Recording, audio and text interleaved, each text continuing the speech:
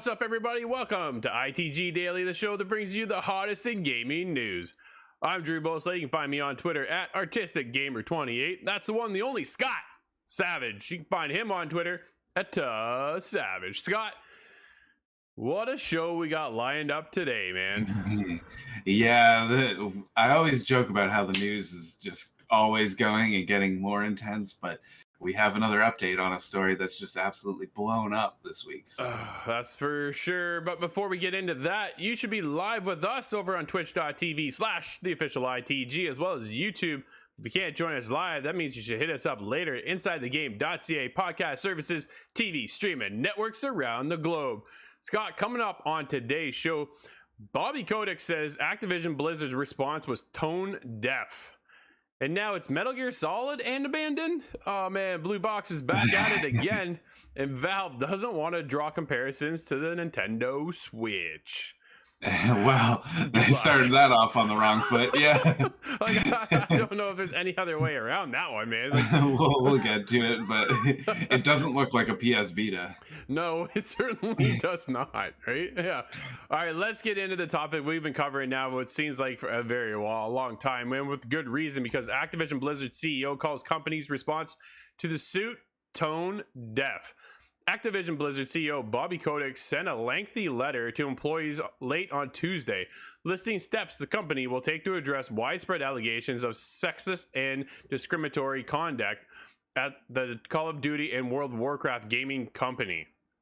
Why it matters? Well, this is the most comprehensive message from the company and the softer one than had been sent by Kotick's PR people and top executive last week. He states, I want to recognize and thank all those who have come forward in the past and in recent days, Kotick wrote. Every voice matters, and we will do a better job of listening now and in the future. Our initial response to the issues we face together and to your concerns were, quite frankly, tone deaf. Dude, this is there's a lot going on here, right? Start listening sessions and continue to investigate each and every claim.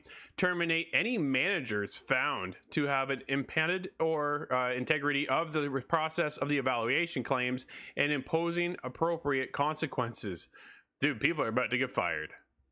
Oh yeah, well, I don't believe it'll stop there either. No, absolutely not. Employees announced earlier this week the plans to walk out on Wednesday. So the company also said it would also delete inappropriate in-game content in World of Warcraft as well. Looks like some steps are finally being addressed and being taken too, Scott, which is nice to see. I pulled this from Axios over with Stephen Cotello, and the dude is just on fire. So make sure you go click over on his article over in the Axios. They have a fantastic website. It's always loaded with info, and this is where I pulled this story from, because I think it's very important that we always keep up on stuff of this content, of this nature. And you know what? It's good to see that Kotick, I think he came with the right response. I'm surprised he came so late, Scott.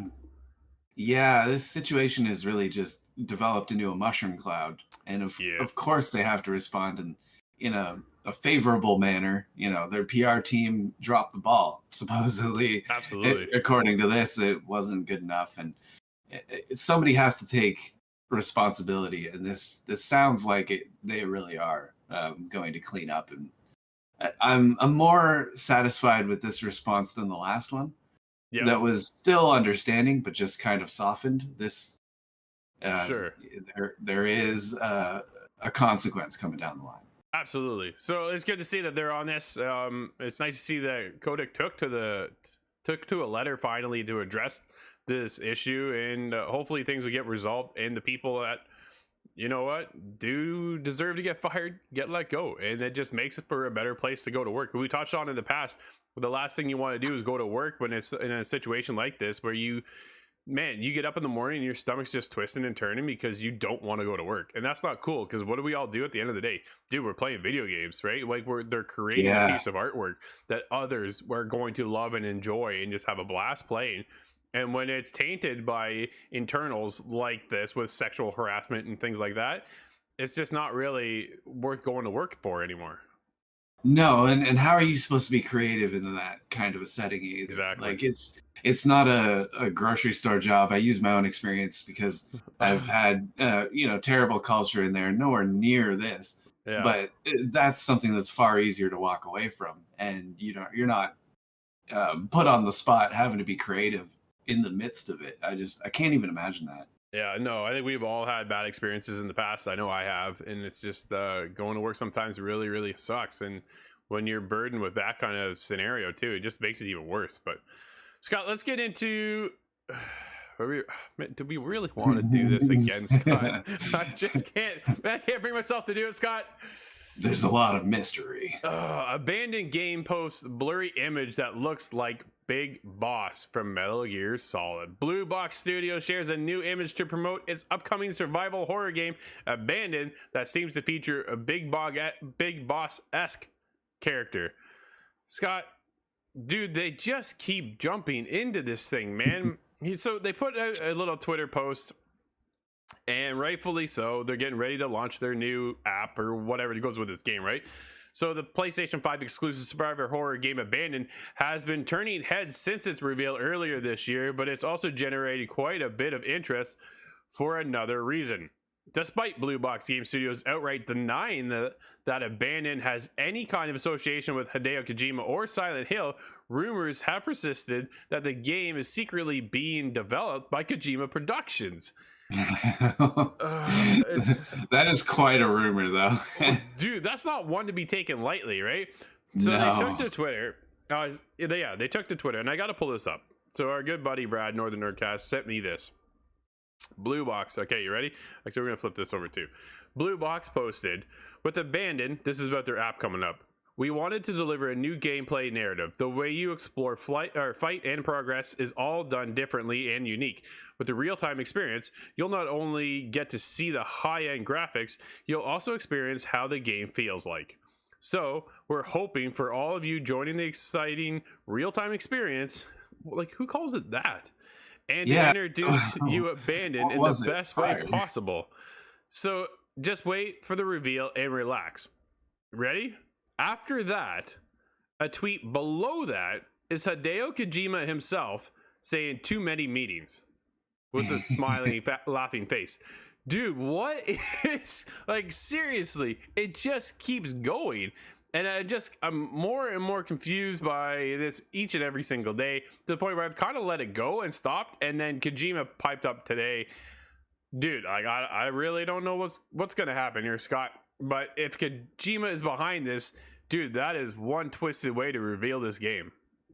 Yeah, and that's, they're no doubt benefiting from kind of free media hype. Yeah. And fans of Metal Gear and Silent Hill jumping on this to check it out.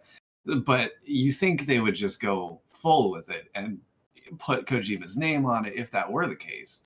Well, there's no more better publicity than putting Kojima on it, I would think, right? Like, you know what I mean? Like, this is the mastermind behind Metal Gear. And if you're not going to dive into that, you're just going to sit on the outskirts and toy with it. And then you do come out and go, yeah, no, Kojima's got nothing to do with this. Dude, your game is going to be just like flagged for everybody to go, remember these guys and what they did? Don't play this game. Yeah, with high expectations because of these rumors. Oh, man. Might hurt them in the end if it isn't true in some capacity. But looking at that photo that has come up, it certainly does appear to be a Big Boss Snake Plissken, unless it's Kurt Russell playing Snake Plissken in Escape from New York. I can't think of anyone else that looks like. So the image is blurred out. The character looks like the silhouette, the outskirts of Boss, like of Metal Gear, but the eye patch is on the other side to take note of. That's the only real difference here.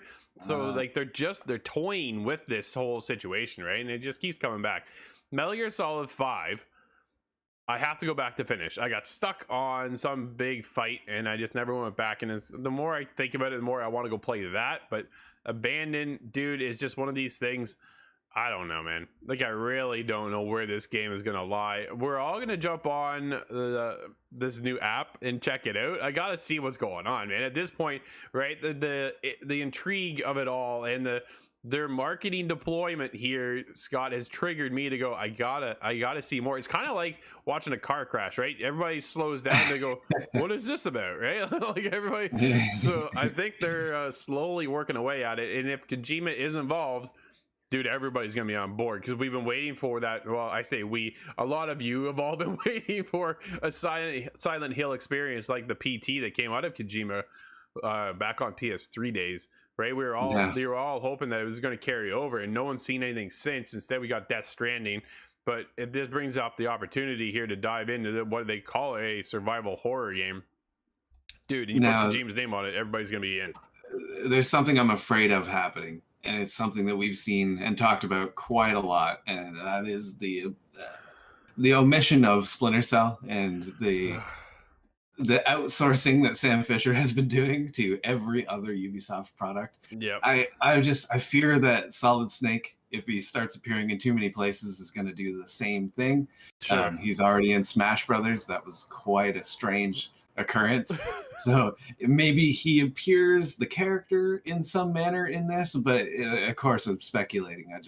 I'm afraid that with the absence of Metal Gear, the characters will start to do other things, and I would just prefer a Metal Gear myself. Well, we still have the problem of Konami owns Metal Gear, right? Kojima doesn't have the rights to it. That's unfortunate. If Kojima could have left, started his own company, and then kept the property, dude, that would have been insane. But I think at this point too, Kojima's ready to move on. I don't think he wants anything to do with it. But my biggest fear is, Scott, is we get like a Metal Gear Survive 2. That's exactly what I was going to say.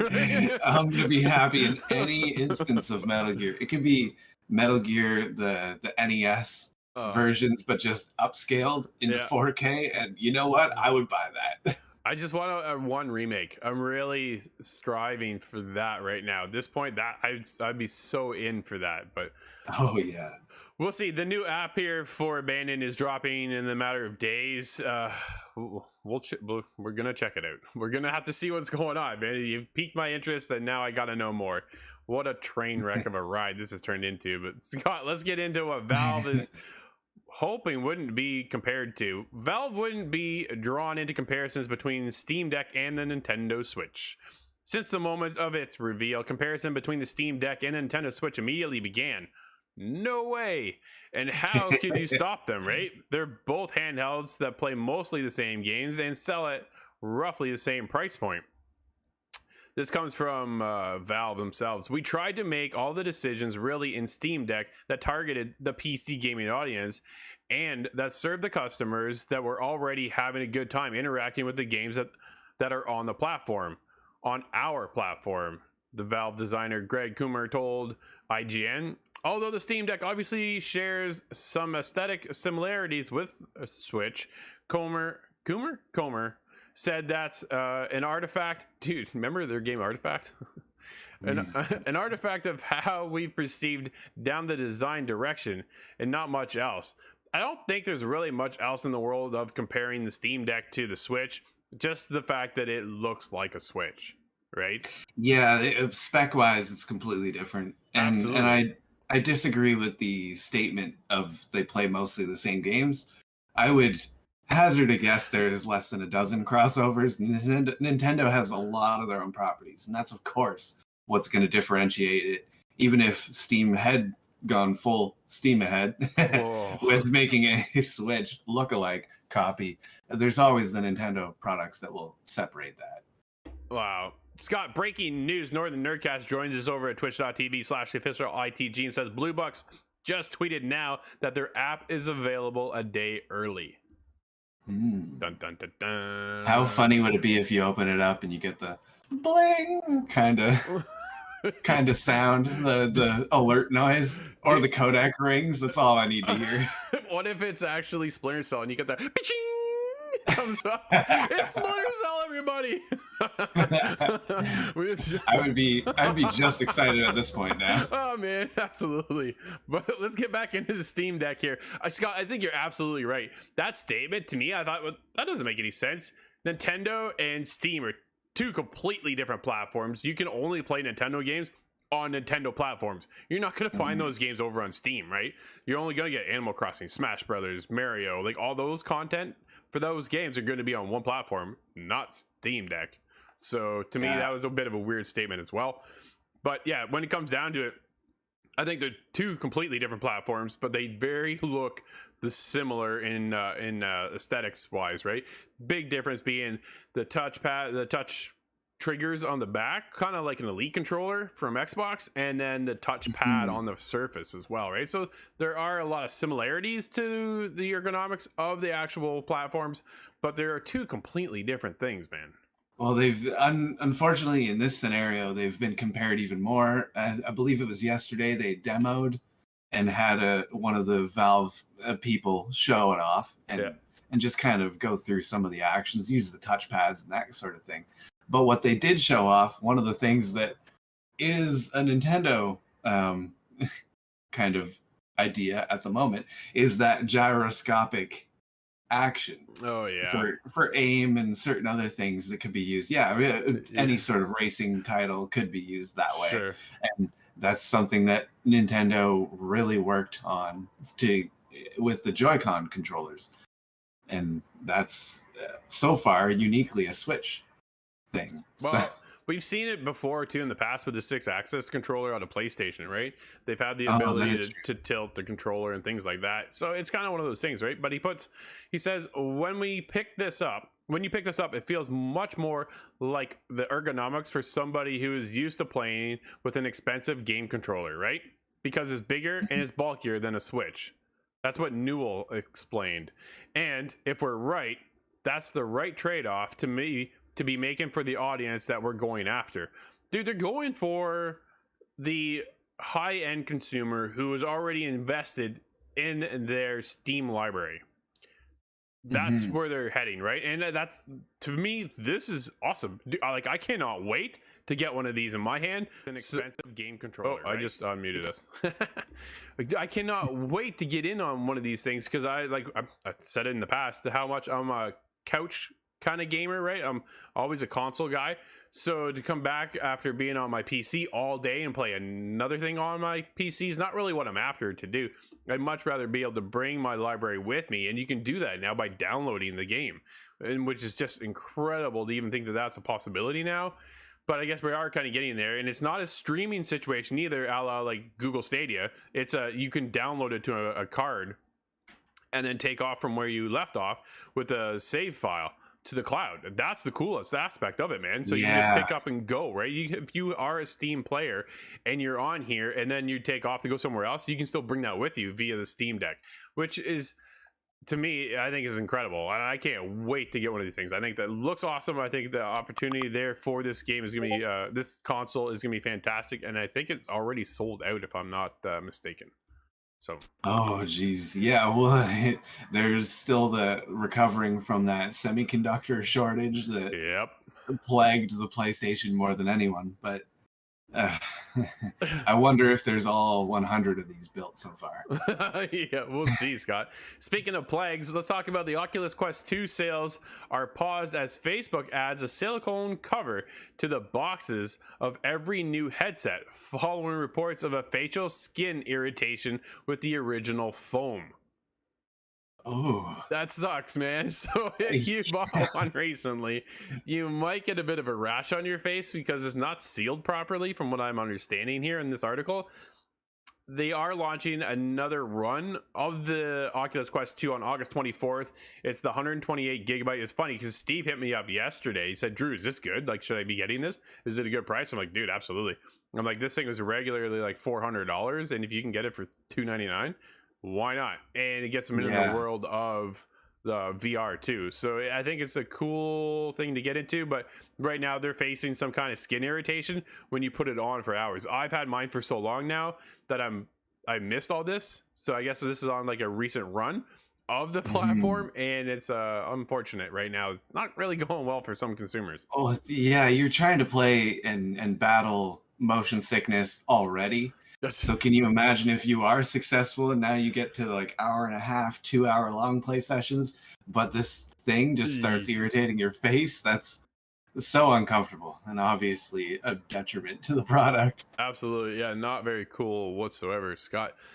Dude, we got one No, we're not going to do it. We're going to pass on these stories, Scott. Let's get into it because I want to talk about what game announcements and releases are coming out today, buddy. Yes, this is interesting. There's a new mode, as far as I understand. This is coming to Hood, Outlaws, and Legends. Sweet! The co-op PvPvE heist game from Sumo Digital and Focus Home Interactive has just launched a free update today, adding an exciting new PvE game mode, State Heist.